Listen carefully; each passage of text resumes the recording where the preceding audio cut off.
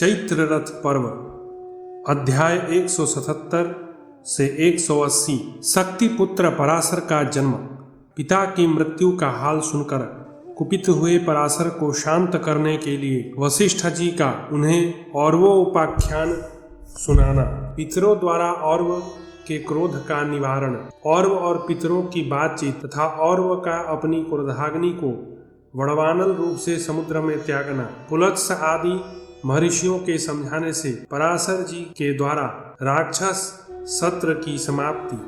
गंधर्व कहता है, अर्जुन, तदनंतर वशिष्ठ जी के आश्रम में रहती हुई अदृश्यंती ने शक्ति के वंश को बढ़ाने वाले एक पुत्र को जन्म दिया। मानो उस बालक के रूप में दूसरे शक्ति मुनि ही हो। भरत श्रेष्ठा, मुनिवर भगवान वशिष्ठ ने स्वयं अपने पौत्र के जात कर्म आदि संस्कार किए। उस बालक ने गर्भ में आकर पराशु, मरने की इच्छा वाले वशिष्ठ मुनि को पुनः जीवित रहने के लिए उत्साहित किया था। इसलिए वह लोक में पराशर नाम से विख्यात हुआ। धर्मात्मा पराशर मुनि वशिष्ठ को ही अपना पिता मानते थे और जन्म से ही उनके प्रति पितृभाव रखते थे। परंतप कुंती कुमार, एक दिन ब्रह्मर्षि पराशर ने अपनी माता अदृश्यंती के सामने ही वशिष्ठ जी को तात कहकर पुकारा। बेटे के मुख से परिपूर्ण अर्थ का बोधक तात। यह मधुर वचन सुनकर अदृश्यंती के नेत्रों में आंसू भर आए और वह उनसे बोली, बेटा, ये तुम्हारे पिता के भी पिता हैं। तुम इन्हें तात तात कहकर न पुकारो। वत्स, तुम्हारे पिता को तो वन के भीतर राक्षस खा गया। अनघ, तुम जिन्हें तात मानते हो, ये तुम्हारे तात नहीं हैं। ये तो तुम्हारे यशस्वी पिता के भी पूजनीय पिता हैं। माता के यों कहने पर सत्यवादी मुनि श्रेष्ठ महामना पराशर दुख से आतुर हो उठे। उन्होंने उसी समय सब लोगों को नष्ट कर देने का विचार किया। उनके मन का ऐसा निश्चय जान ब्रह्मवेत्ताओं में श्रेष्ठ महातपस्वी, महात्मा एवं तांत्रिक बुद्धि वाले मित्रा वरुण नंद वशिष्ठ जी ने पराशर को ऐसा करने से रोक दिया। जिस हेतु और युक्ति से वे उन्हें रोकने में सफल हुए वह बताता हूँ, सुनो। वशिष्ठ जी ने पराशर से कहा, वत्सा, इस पृथ्वी पर कृतवीर्य नाम से प्रसिद्ध एक राजा थे। वे नृपश्रेष्ठ वेदज्ञ भृगुवंशी ब्राह्मणों के यजमान थे। तात, उन महाराज ने सोमयज्ञ करके उसके अंत में अग्रभोजी भार्गवों को विपुल धन और धान्य देकर उसके द्वारा पूर्ण संतुष्ट किया। राजाओं में श्रेष्ठ कृतवीर्य के स्वर्गवासी हो जाने पर उनके वंशजों को किसी तरह द्रव्य की आवश्यकता आन पड़ी। भृगुवंशी ब्राह्मणों के यहाँ धन है, यह जानकर वे सभी राजपुत्र उन श्रेष्ठ भार्गवों के पास जाकर याचक बन गए। उस समय कुछ भार्गवों ने अपनी अक्षय धनराशि को धरती में गाड़ दिया। कुछ ने क्षत्रियों के भय से समझकर अपना धन ब्राह्मणों को दे दिया और कुछ भृगवंशियों ने उन क्षत्रियों को यथेष्ट धन दे दिया। तात, कुछ दूसरे कारणों का विचार करके उस समय उन्होंने क्षत्रियों को धन प्रदान किया था। वत्स, तदनंतर किसी क्षत्रिय ने अकस्मात धरती खोदते खोदते किसी भृगुवंशी के घर में गड़ा हुआ धन पा लिया। तब सभी श्रेष्ठ क्षत्रियों ने एकत्र होकर उस धन को देखा। फिर तो उन्होंने क्रोध में भरकर शरण में आए हुए भृगुवंशियों का भी अपमान किया। उन महान धनुर्धर वीरों ने समस्त भार्गवों को तीखे बाणों से मारकर यमलोक पहुंचा दिया। तदनंतर भृगुवंशियों के गर्भस्थ बालकों की भी हत्या करते हुए वे क्रोधांध क्षत्रिय सारी पृथ्वी पर विचरने लगे। इस प्रकार भृगुवंश का उच्छेद आरंभ होने पर भृगुवंशियों की पत्नियां उस समय भय के मारे हिमालय की दुर्गम कंदरा में जा छिपी। उनमें से एक स्त्री ने अपने महान तेजस्वी गर्भ को भय के मारे एक ओर की जांघ को चीर कर उसमें रख लिया। उस वामोरु ने अपने पति के वंश की वृद्धि के लिए ऐसा साहस किया था। उस गर्भ का समाचार जानकर कोई ब्रह्माणी बहुत डर गई और उसने शीघ्र ही अकेली जाकर क्षत्रियों के समीप उसकी खबर पहुंचा दी। फिर तो वे क्षत्रिय लोग उस गर्भ की हत्या करने के लिए उद्यत हो गए। उन्होंने देखा वह ब्राह्मणी अपने तेज से प्रकाशित हो रही है। उसी समय उस ब्राह्मणी का वह गर्भस्थ शिशु उसकी जांघ फाड़ कर निकल आया। बाहर निकलते ही दोपहर के प्रचंड सूर्य की भांति उस तेजस्वी शिशु ने अपने तेज से उन क्षत्रियों की आंखों की ज्योति छीन ली। तब वे अंधे होकर उस पर्वत के बिगड़ स्थान में भटकने लगे। फिर मोह के वशीभूत हो अपनी दृष्टि को खो देने वाले क्षत्रियों ने पुनः दृष्टि प्राप्त करने के लिए उसी सती साध्वी ब्राह्मणी की शरण ली। वे क्षत्रिय उस समय आँख की ज्योति से वंचित हो बहुत बुझी हुई लपटों वाली आग के समान अत्यंत दुख से आतुर एवं अचेत हो रहे थे। अतः वे उस महान सौभाग्यशालिनी देवी से इस प्रकार बोले, देवी, यदि आपकी कृपा हो तो नेत्र पाकर यह क्षत्रियों का दल अब लौट जाएगा, क्योंकि थोड़ी देर विश्राम करके हम सभी पापाचारी यहाँ से साथ ही चले जाएंगे। शोभने, तुम अपने पुत्र के साथ हम सब पर प्रसन्न हो जाओ और पुनः नूतन दृष्टि देकर हम सभी राजपुत्रों की रक्षा करो। ब्राह्मणी ने कहा, पुत्रों, मैंने तुम्हारी दृष्टि नहीं ली है, मुझे तुम पर क्रोध भी नहीं, परंतु मेरी जांघ से पैदा हुआ यह भृगुवंशी बालक निश्चय ही तुम्हारे ऊपर आज कुपित हुआ है। पुत्रों, यह स्पष्ट जान पड़ता है कि इस महात्मा शिशु ने तुम लोगों द्वारा मारे गए अपने बंधु बांधवों का स्मरण करके क्रोधवश तुम्हारी आंखें ले ली, इसमें संशय नहीं है। बच्चों, जब से तुम लोग भृगुवंशियों के गर्भस्थ बालकों की भी हत्या करने लगे, तब से मैंने अपने इस गर्भ को 100 वर्षों तक एक जांघ में छिपा कर रखा था। भृगुकुल का पुनः प्रिय करने की इच्छा से 6 अंगों सहित संपूर्ण वेद इस बालक को गर्भ में ही प्राप्त हो गए थे। अतः यह बालक अपने पिता के वध से कुपित हो निश्चय ही तुम लोगों को मार डालना चाहता है। इसी के दिव्य तेज से तुम्हारी नेत्र ज्योति छिन गई, इसलिए तुम लोग मेरे इस उत्तम पुत्र और से ही याचना करो। यह तुम लोगों के नतमस्तक होने से संतुष्ट होकर पुनः तुम्हारी खोई हुई नेत्रों की ज्योति दे देगा। वशिष्ठ जी कहते हैं, पराशर, ब्राह्मणी के योग कहने पर उन सब क्षत्रियों ने तब औरव को प्रणाम करके कहा, आप प्रसन्न होइए। तब उनके विनय युक्त वचन सुनकर औरव ने प्रसन्न हो अपने तप के प्रभाव से उनके नेत्रों की ज्योति दे दी। वे साधु शिरोमणि ब्रह्मर्षि अपनी माता का उरु भेदन करके उत्पन्न हुए थे। इसी कारण लोक में औरव नाम से उनकी ख्याति हुई। तदनंतर अपनी खोई हुई आंखें पाकर वे क्षत्रिय लोग लौट गए। इधर भृगुवंशी औरव मुनि ने संपूर्ण लोकों के पराभव का विचार किया। वत्स पराशर, उन महामुनि ने समस्त लोकों का पूर्ण रूप से विनाश करने की ओर अपना मन लगाया। भृगुकुल को आनंदित करने वाले उस कुमार ने क्षत्रियों द्वारा मारे गए अपने भृगुवंशी पूर्वजों का सम्मान करने अथवा उनके वध का बदला लेने के लिए सब लोगों के विनाश का निश्चय किया और बहुत बड़ी तपस्या द्वारा अपनी शक्ति को बढ़ाया। उसने अपने पितरों को आनंद करने के लिए अत्यंत उग्र तपस्या द्वारा देवता, असुर और मनुष्यों सहित उन सभी लोगों को संतप्त कर दिया। तदनंतर सभी पितरों ने अपने कुल का आनंद बढ़ाने वाले और मुनि का वह निश्चय जानकर पितृलोक से आकर यह बात कही। पितर बोले, बेटा औरव, तुम्हारी उग्र तपस्या का प्रभाव हमने देख लिया। अब अपना क्रोध रोको और संपूर्ण लोकों पर प्रसन्न हो जाओ। तात, यह न समझना कि जिस समय क्षत्रिय लोग हमारी हिंसा कर रहे थे, उस समय शुद्ध अंतःकरण वाले हम भृगुवंशी ब्राह्मणों ने असमर्थ होने के कारण अपने कुल के वध को चुपचाप सह लिया। वत्स, जब हमारी आयु बहुत बड़ी हो गई और तब भी मौत नहीं आई, उस दशा में हम लोगों को बड़ा खेद हुआ और हमने जानबूझकर क्षत्रियों से स्वयं अपना वध कराने की इच्छा की। किसी भृगुवंशी ने अपने घर में जो धन गाड़ दिया था, वह भी वैर बढ़ाने के लिए किया गया था। हम चाहते थे कि क्षत्रिय लोग हमारे ऊपर कुपित हो जाएं।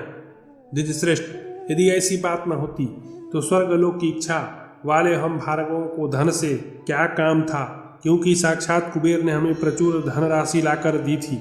तात, जब मौत हमें अपने अंक में न ले सकी, तब हम लोगों ने सर्वसम्मति से उपाय ढूंढ निकाला था।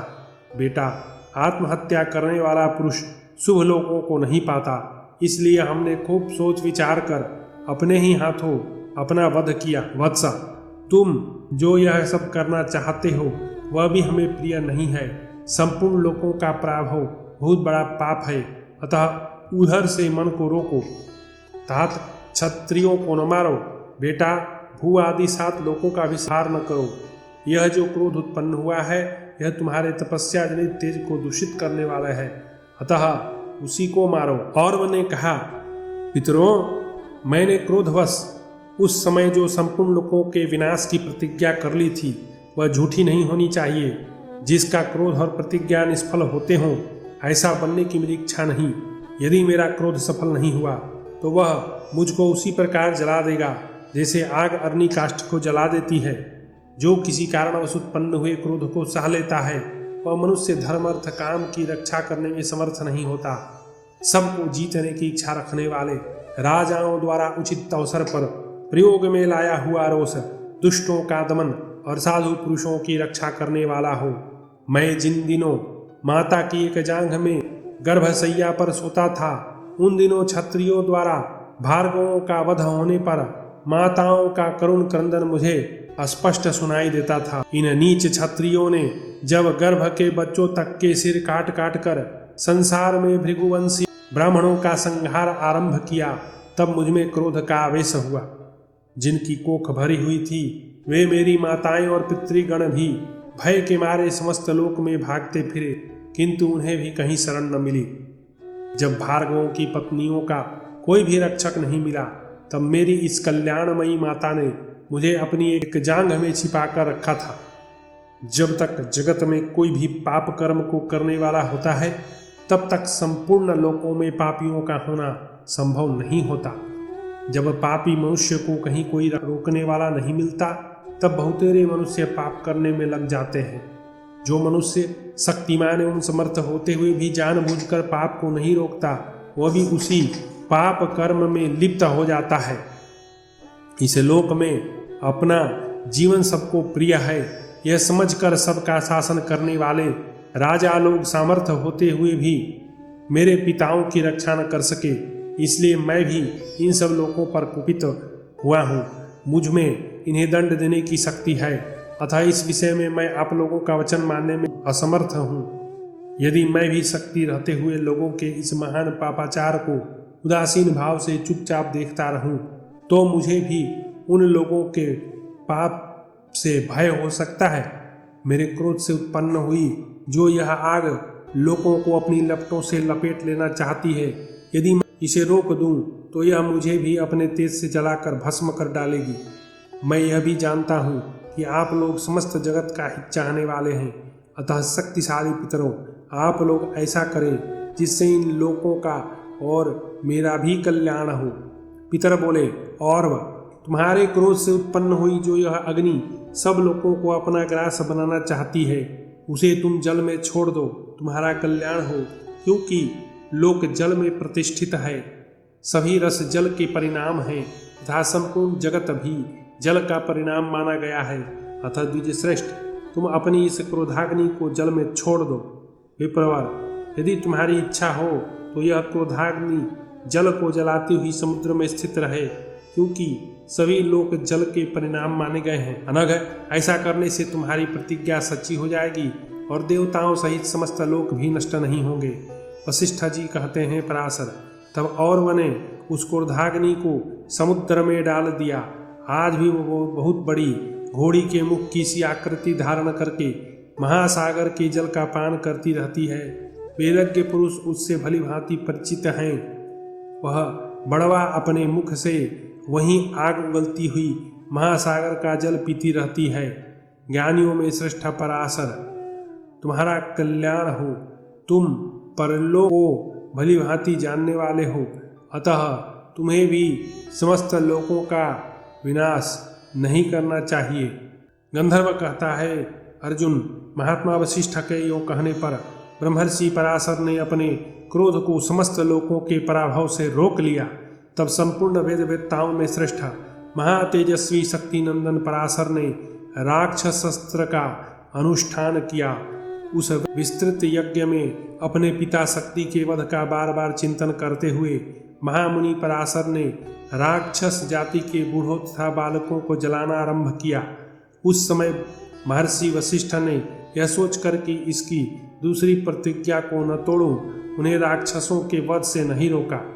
उस सत्र में 3 प्रज्वलित अग्नियों के समक्ष महामुनि पराशर चौथे अग्नि के समान प्रकाशित हो रहे थे। पापी राक्षसों का संहार करने के कारण यह यज्ञ अत्यंत निर्मल एवं शुद्ध समझा जाता था।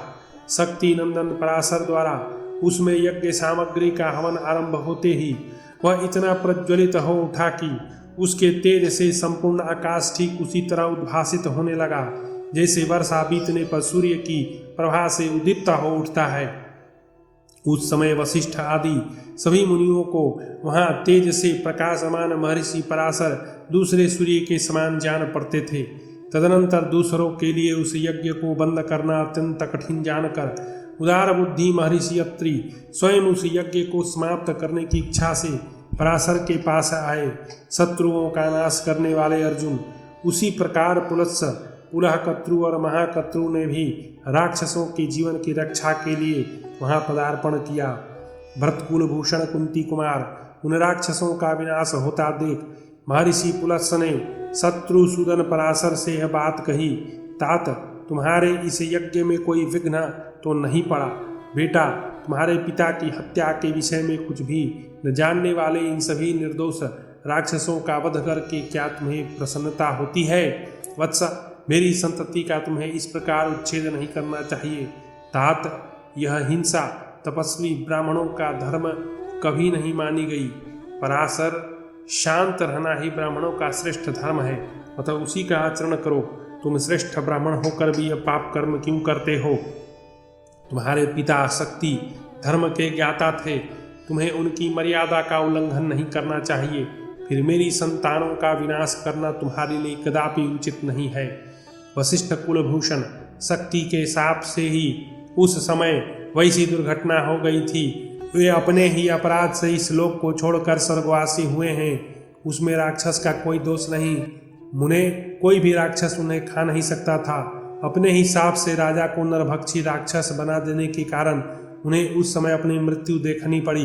पराशर, विश्वामित्र तथा राजा कलमशपाद भी इसमें निमित्त मात्र हैं। तुम्हारे पूर्वजों की मृत्यु में तो प्रारब्ध ही प्रधान है। इस समय तुम्हारे पिता शक्ति स्वर्ग में जाकर आनंद भोगते हैं।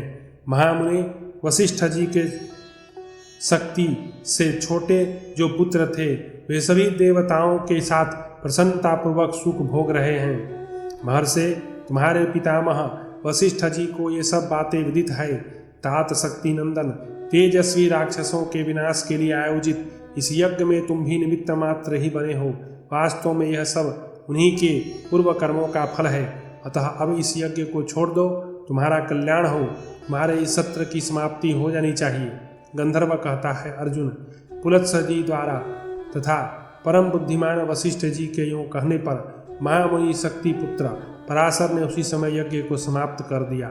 संपूर्ण राक्षसों के विनाश के उद्देश्य से किए जाने वाले उस सत्र के लिए जो अग्नि संचित की गई थी उसे उन्होंने उत्तर दिशा में हिमालय के आसपास के विशाल वन में छोड़ दिया।